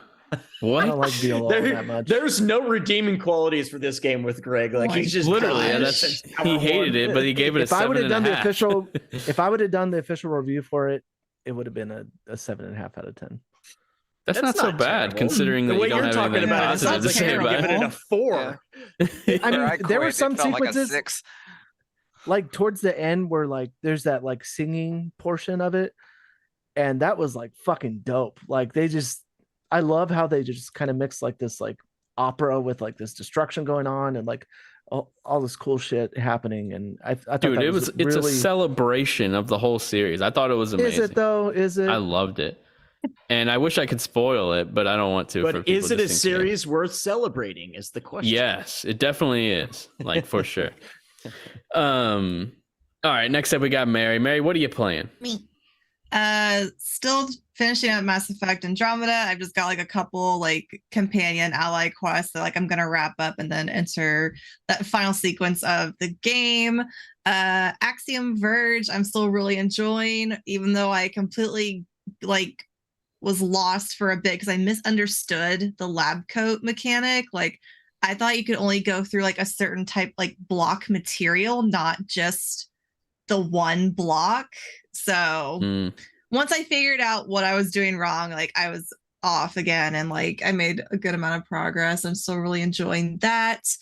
Started my Soul Link Nuzlocke randomizer with my friend for Pokemon Gold and Silver. The randomizer's being much more kind to me than it is to her. Nice. We'll see how long that lasts though. And then it looks like I'm gonna be picking Yakuza 0 back up again. Woo! After nice. Sean here you said you saw a meme about it. Meme. Yeah. It helped. Like it was like it was like the strike spear into the hearts of Yakuza 0 players or something like that. Yeah. So for once in my life, I looked at the stats of an item instead of actually reading the fine print of the item. And I was like, this has great stats. I'm going to equip it. It was the charismatic autobiography, which apparently makes every single enemy and every single person in that video game just absolutely insane. And so I took it off. I threw it in my inventory, like phone booth thing. I was like, I'm never touching it again. I played 2 hours and I was like, am I crazy or is it really that much easier? I was like, because I breezed through the part that I was having a hard time with. So I reloaded a save point, put it back on, tried to do it again. And I was like, I cannot believe how big of a difference this makes. Like, why? That is hilarious. John's meme saved noticeable. You. Yeah. Because I was about to just like make room on my Xbox for more Game Pass things. I was like, am I really going to revisit Yakuza? Am I that mad at it? Because I don't usually get that mad at games to where I uninstall them and like move on. So just in time, John, you did save. Because I am enjoying the game. I was just really frustrated with how aggressive things were. John's my go-to. Yeah, sorry, it's hilarious that the devs just created this item just to screw with the players, I guess. Yeah, and like there's no reason. It's such a Yakuza thing. No, and like I told my friend Zach, who's also a huge Yakuza fan, like what was up, and he's like, "Oh my God, Mary!" And I was like, "I know." He's like, "Well, I guess you're ready for like actual hard mode then, if you made it this far in the game with that equipped." Because I've had that equipped almost my entire playthrough. Oh my God! No wonder you hated it. Jeez. So I hated the fighting. I love the story. I think it's hilarious. I've done like the stupid phone dating thing because I got tired of fighting things. So I was like, I'm gonna go get Kiryu a date, and it's got catfish. Poor guy. Gold. Nice. That's it. Yeah, John's my go-to for when I'm stuck on Yakuza as well. He's always good to get you out of a jam. Yeah. Sometimes John, the memes game pick up the wizard. slack. Yeah. Now, Brett is next, but I'm going to hijack it a little bit. I'm going to say the reviews for the Callisto Protocol are wrong. All the negative ones are wrong. This is one of the best games of the year. I absolutely loved this game. I played it in 2 sittings, basically. And I loved every single second of it. I think it's one of the best looking games I've ever seen. Maybe even the best looking game I've ever seen. The animations are top notch. The story's actually good, unlike a lot of horror games. I think it's good. It's not amazing, but it gets you through it and it's interesting. But that's just like one element. The rest of the game, the pacing I thought was really awesome. There are some silly things about it, but you got like this force thing. You're throwing people onto spikes, and I just absolutely loved it. And I thought it was pretty damn challenging as well. And the dodge mechanic, all this negativity around it, thought it was perfectly fine. Never had a problem with it. I think it's fun. I think it's different. I think it's interesting because you're essentially holding left and right like while you're fighting, and then every time someone swings at you, you switch to the other side. I think it feels really cool. I think it's different, and I don't understand the criticism that people are saying there should be a dedicated button, because it's like, what is the difference? Your finger's already on the thing. I don't know. But Brett, what do you think about this game, and are you as high as I am on it? Well, I don't really have anything else to say since you just hijacked and said every point I was going to say. No, I have plenty more to say. No, trust I'm me. just joking. No, so, in life, everyone's allowed an opinion, and I can respect that, except for when it comes to this game, because the people that are giving this game a 5 GameSpot, I'm talking about you, are so wrong. It actually makes me mad. Like I still am wondering if we're playing a different game than they played, because I thought the same thing. I can understand like 7s, that's fine, but 5s, like this game is fantastic. Like I almost think that seeing like subpar reviews has kind of made me have a better experience, because I was going in expecting just trash. And it's been fucking great so far. Like I'm still waiting for that moment, like we both talked about. I don't know, you're done with it now, Brett. I'm about halfway, I think, maybe a little past halfway. And we both were like, no, this game is so good so far. Maybe you just get to a point where it just drops off and it starts to suck. But I never felt it yet. Yeah. And you told me that it never happened for you. There's a few like very challenging enemy types that come up that are a bit repetitive in the way you defeat them, but still it was intense. It was fun. The setting was amazing. One thing I think people are hung up on is the fact that now they think that because of games like Souls games and like amazing FPSs, people have this idea that every game needs to feel mechanically like you're in control. And I don't think that's the case, especially for horror games. I don't think that needs to be. It is, because limitation is what brings the horror. Like Resident Evil 4 is good because you can't move and shoot. The whole game is built around that. This game is built around being pretty slow. Like your guy's not very fast. He climbs over things really slow. Your abilities are slow. Your aiming is slow. But I think the enemies feel like they're meant to be for a guy who moves like he does. I think it adds to the tension. And I think all because the game is slower paced, like The Last of Us. A lot of people didn't like that combat, and I always thought they were crazy because I always loved the slower, more plotting combat where you have to think things out more strategically. Whereas this, I feel like it's the same thing. It's slow, it's intense. I think like slower. Yeah, I like it. Like I think that's how a game like this should be. And when you compare it to other horror games that aren't Dead Space, even though like obviously the comparisons are there are so many horror games with much worse combat and movement. So I just don't see it as like that big of a deal. I don't think a game like this needs to have the most mechanically sound combat whenever it's a horror game like this. And it's just so engrossing. This is one of the most entertaining games to play because every single inch of the game was crafted with like so much love. Every single texture looks amazing. Every single sound bite you hear in the back, like you hear like random screams and stuff, and it's like, God, man, they put a lot of work into this. The sound design is freaking top notch. Like and part of this I think is because I wore my headset last night. I did the whole time, my whole playthrough. Yeah. So there was a part where I was walking. It was like an outside section, and I was walking across this platform, and also I started hearing something like rustling through the trees. Like it sounds like something's like climbing up trees. I was like, what the hell? And I look, and there's an enemy climbing up the tree, and like you can hear like the tree branches breaking and stuff. I'm like, that is like some of the most incredible sound design I've ever seen in a game. And like you said, like the graphics, what we saw like in the previews looked like a very good graphically, like the game looked really good graphically, but it does it no justice until you start playing it. Like it looks incredible. And part of it is like the animations, and like sometimes I'll just pause and go into photo mode and like zoom in on the guy, and he has like it's nuts. Like he's like sweating, and like it's the most realistic looking like sweaty person I've ever seen. It's and like he has a shaved head, and you can see like every single strand of hair that's like it's like the detail that went into his character model especially is like mind-blowing. And there's another cool thing that happens too. No, you're good. I was just gonna say this one last thing as far as like the graphics and stuff like that. There's another thing too, is like when you melee kill an enemy, it'll like splatter blood all over you and all over your clothes, and the blood will stay there for a while too. And it's so cool.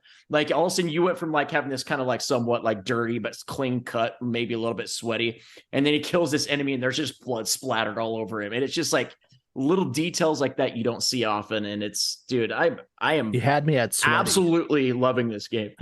Dude, another thing, the freaking animations of the character while you're moving throughout the world is the best animations I've ever seen in any game. The way he'll look around, he'll just be like, like, and sometimes I notice if you hear something, like you'll hear it in your ear, like to the left, and you'll see him go like, what the hell was that? Like as you're walking.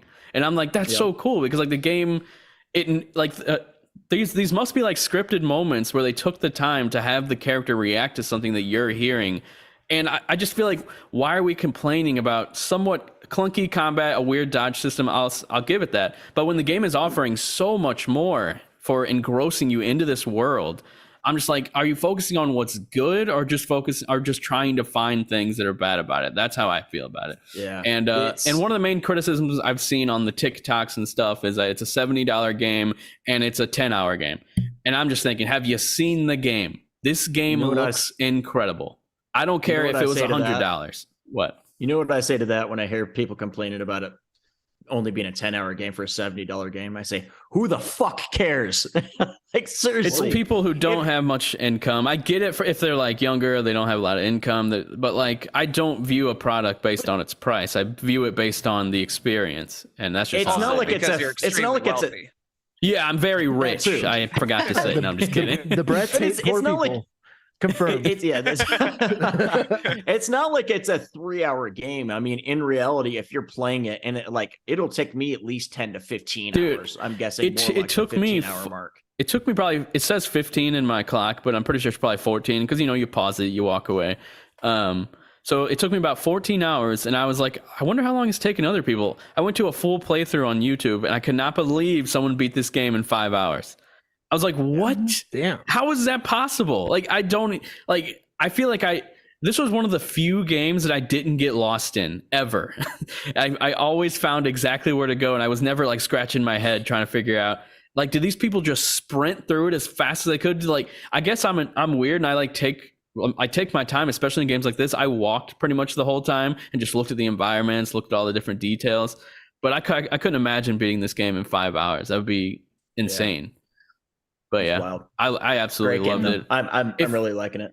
It feels strange being on the other end of the spectrum, and like I got called out a lot for my TikTok for saying this game is amazing, you should definitely play it. All the comments are like, you're an idiot. Paid. This game, this is you got paid for it, blah blah blah.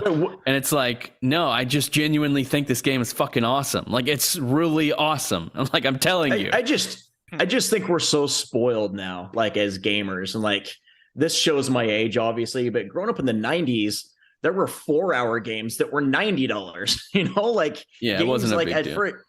For a game to be 10 to 12 to 15 hours, paying $60 or $70, like I just don't get it, man. I don't know. That's me though. I know people are like completely on one side or the other on the argument. There's not really any middle ground, but I don't know. For me, if it's worth it, if the game is fantastic like it has been, it's worth every penny. Is there any possibility for sequels or DLC? There was, and they already confirmed story DLC. Oh, yeah, there's story DLC coming. But my worry now, because of the critical reception alone, the stock for the publisher dropped. They took a beating. Yeah, so that's sad, because this game, it definitely like sets up like another game could be coming. But so before I played it, a lot of the reviews I saw in there was this game felt like the setup to what it's really going to be in the next game. So it definitely is something that could be a sequel, as long as they're able to financially do it. And one thing to keep in mind is that development for this game started in 2019. So it came out really fast, and I think it's the perfect length, and I think that's insane for how good it looks graphically. Yeah. So I would love to see what the studio could do with an extra year and more money, more hands on the project. But I don't know. I'm scared now, because I would love for this to be a series. This is the Dead Space 4 that everyone had been wanting, just with some changes, and those changes are the main things that people didn't like, which is the dodging system, the not as much focus on like the telepathic the I forgot what the powers were called in Dead Space. Yeah, it's essentially that, but there's they're like called the something stasis else. thing in Dead Space, and the telekinesis stuff. There's just your one glove that you have to do that stuff, and then there's the whole melee aspect of this game, which I thought was perfectly fine. And I kept thinking I was gonna be meleeing a lot, because I saw a bunch of people saying on Twitter, "Yo, just be meleeing the whole game." And it's like, I got plenty of ammo. I was blowing off heads nonstop. Like, it was fun. It was great. I don't know if I just feel like people played a different game or something. I don't know. Yeah. But I was gonna say it's funny that you said that this is Dead Space 4, because like one of my friends who is a huge Dead Space fan doesn't think this is quite the Dead Space successor that it was like presented to be. He's a little disappointed in it sounds like. He hasn't played it. He's only like watched some people get like streams and stuff. He's got to play it. He hasn't played it? He's got to put on the headphones. Not yet. Yeah, he has to put on the headphones, sit in a dark room and play it.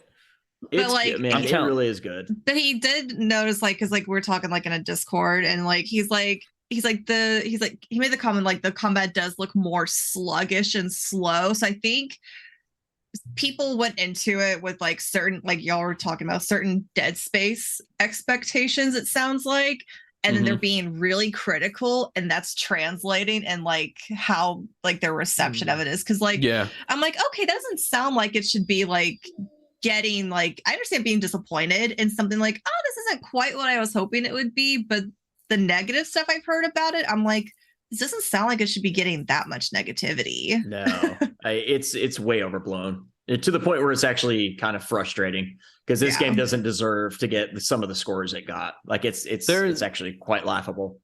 There's this funny section of Forgetting Sarah Marshall, a movie where Jonah Hill's character, he hands the guy his CD, like his music, and then like in a later scene, he's like, "Did you get a chance to listen to it? Did you get it?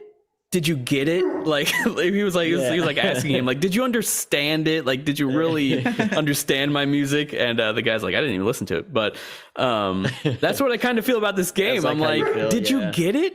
Like, did you play the game? Did you really put yourself in this guy's shoes and really soak in the game and the amazing environments? I'm not saying graphics are everything at all. I genuinely liked the combat. I think it was really intense and fun and scary. Unique. Yeah. And do I think it was Vanquish? No, it's not on that level, but I don't think it's supposed to be a game like that. And I think for how many horror games either don't include combat at all or do it so poorly, I think this game did a pretty great job with the actual combat and with the story. Because I mean, when you really think about stories, like, was Resident Evil 2 Remake's story good? No, it was interesting, it was entertaining, but was it good? No, like, there aren't many horror games with good stories. So I think for what this was, a brand new IP trying something different, I thought it was entertaining throughout the whole game. It was definitely silly at the end, but it was good. Yeah, I haven't played the whole thing, but where I'm at right now, the story is still pretty engaging. Yeah. I mean, it's not like it's anything that you're gonna like. It's simple. It's not mind blowing. It's a simple story. It's kind of like the whole escape. That's the story. Yep, you want to escape, and I like simple stories like that in games that have a simple premise and then introduce all the other elements in that time where you're trying to do a simple thing. Like in God of War 1, I always loved, or in 2018, I always loved the story is take these ashes to the highest mountain, and then you get amazing characters and moments in between there from the adventure from your house to the top of the mountain. You get an amazing story. And same with The Last of Us. You're taking one girl from point A to point B, and then everything that happens between. Like, sometimes the most simple premise makes the best story. Yeah, and that's why I like this. It's just escape. That's all you want to do is get off and get out of this freaking prison. That's all you want to do. And I liked it. Anyway, we're going a little long. You always know we're getting to the end of the show and we start to see Brett's dog's nose, and we just saw it. He's barking right now. He's like making noises. He's going. I heard that. Yeah. But yeah, Brett, you also played Somerville. Do you want to mention anything about that, or do you? I won't go too far into that. I also think that's another game that didn't get amazing reviews that I'm really enjoying. I went into it pretty critical because of my love for both of the other Play Dead games, but especially Inside. And it's definitely not those games, but it's you can, if you play it, you can definitely see what it's pulled from those games as well. And I got right to the very end. I probably had 30 minutes left. I tried to beat it before Callisto came out. I knew I was right at the end and actually thought I'd beat it. And it did one of those things where it psychs you out. And then it's like, oh, wait, no, it's not really over. So cool. I went and looked it up online, not to see the ending, but just to get an idea where I'm at. And I've got like 30 minutes left. But yeah, I really enjoyed it. Awesome. I'm definitely going to play that. I think like visually it looks really interesting. And I'll probably use a guide if there's a lot of puzzles, but I still want to experience it. It's not hard. Yeah, not hard at all. All right. And then aside from that, I'll just say what I'm playing and then wrap it up. I finished God of War Ragnarok. I think that it started off really slow and not fun. It like dragged a lot. The pacing was not good, but the second half of the game, Dexter, calm down. I don't know if you hear him barking, but the second half of the game, Dexter, quit it. The second half of the game was really good. The story really ramped up. There's a lot of great moments, a lot of set pieces, a lot of beautiful visuals and whatnot. And the character stuff is like all super good in Ragnarok. It did not disappoint like Horizon Forbidden West did. That was a really big disappointment for me. So I'm glad this one ended up swinging back around and being amazing and definitely one of my top games of the year. And I think everyone should play those, the whole series, actually. Mary, play the whole series. It all leads to this. It all leads to Ragnarok. And Brett, do you agree now, since this one talks way more about his past? Yeah, no, I do. I think it's worth playing the other ones now. Oh I think the reason I said no before is just because that's like overwhelming to think about playing all of them just to get to the newer ones. But a lot of them are short. Now that, a lot of them are short. But now I've played this, absolutely, it actually motivated me to want to go back and play the other ones too. So again. Yeah, so that was really good. And then I played back to back. I finished God of War and immediately booted up Callisto Protocol and I enjoyed all of that. So I was just on a high of playing great games. And then I started Evil West right after the Callisto Protocol. And it's a little interesting going from those two games that are like graphical powerhouses and then going to Evil West, which is more like something more closer to a AA game, but I'd still say it's probably a AAA title. It visually still looks really good, just not on that same level. But the combat's really fun in Evil West. The story's really interesting so far. I like vampire stuff, and I think it actually could end up being really good, like a corny kind of good.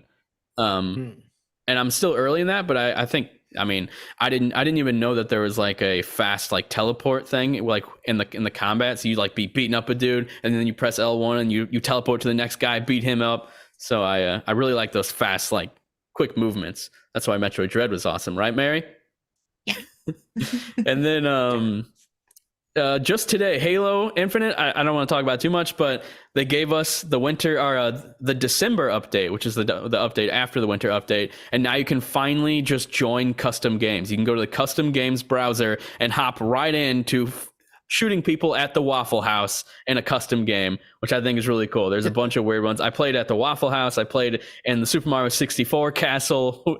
I was just playing Fiesta in those levels, which is really cool and just really fun. And I think the game might hopefully start thriving a little bit from that. But so we can play. We can finally play Andrew's Tetris level. Yes, we can easily, and hopefully it blows up and a lot of people play it. Yeah, that does look cool. There's like, and the thing is like this whole custom browser thing, no one knew it was even coming today. They just said that there's a December update, and then they straight up dropped, yes, now you can finally browse custom games. There's no partying up with people, having to figure everything out with your friends and joining a level someone made. You just go to the browser and you join whatever modes you want to play. I played in a Nuketown earlier from Call of Duty in Halo, which I thought was pretty fun. What, Brett? Were you about to say something? I was gonna say, is it like the Little Big Planet where you can just like go and like randomly find user created levels? Like, yeah, basically it tells you like the mode they're playing, the level they're on, and how many people are in it, and then you just join, and then you can just play with them. The only downside is there's no XP you can get from that. So if you're working on like a battle pass, and you can't earn it in custom games, but they said they're working on something for that. Hopefully that comes during season 3. And then they also added the Pit remake, which is one of my favorite Halo 3 maps. And I was playing Fiesta in that earlier, and it's just great. I think a lot of people didn't like it because of the neon aesthetic, but once you're actually in the pit and it has the exact same layout with a few changes that are really cool, it's like, okay, this is awesome. I'm back at the pit. This is really nostalgic. And that's pretty much it. That's all I've been playing. And if you made it this far, thanks a lot for hanging out. If you're tuning in live or listening later on podcast services, it really means a lot.